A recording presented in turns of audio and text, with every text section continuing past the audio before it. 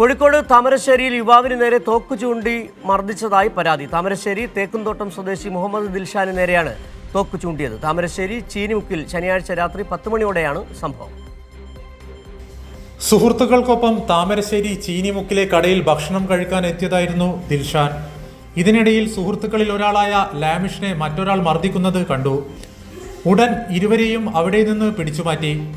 ഇതിൽ പ്രകോപിതനായ ബാലുശ്ശേരി ഈയാട് സ്വദേശിയായ ബാസിൽ ലത്തീഫ് തന്റെ അരിയിൽ സൂക്ഷിച്ച തോക്കെടുത്ത് ദിൽഷാന്റെ വയറിന് നേരെ ചൂണ്ടുകയായിരുന്നു. പിന്നീട് അവിടെ നിന്നും കാറിൽ സ്ഥലം വിട്ട സംഘം അല്പസമയത്തിനു ശേഷം കൂടുതൽ ആളുകളെയും കൂട്ടി കാറുകളിൽ എത്തുകയും വീണ്ടും ദിൽഷാന്റെ സുഹൃത്തുമായി വാക്കേറ്റം ആരംഭിക്കുകയും ചെയ്തു. ബഹളം കേട്ടെത്തിയ നാട്ടുകാർ ഇവരെ സ്ഥലത്തു നിന്നും പറഞ്ഞുവിട്ടു.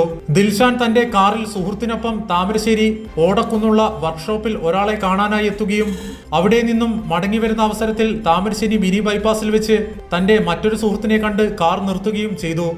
ഇത് കണ്ട് സമീപത്ത് നിൽക്കുകയായിരുന്ന ബാസിൽ ഓടി വന്ന് കാറിന്റെ ഡോർ തുറന്ന് ക്രൂരമായി മർദ്ദിച്ചതായും പിന്നീട് സഹോദരനോടൊപ്പം താമരശ്ശേരി താലൂക്ക് ആശുപത്രിയിൽ ചികിത്സ തേടിയതായും ദിൽഷാൻ പറഞ്ഞു.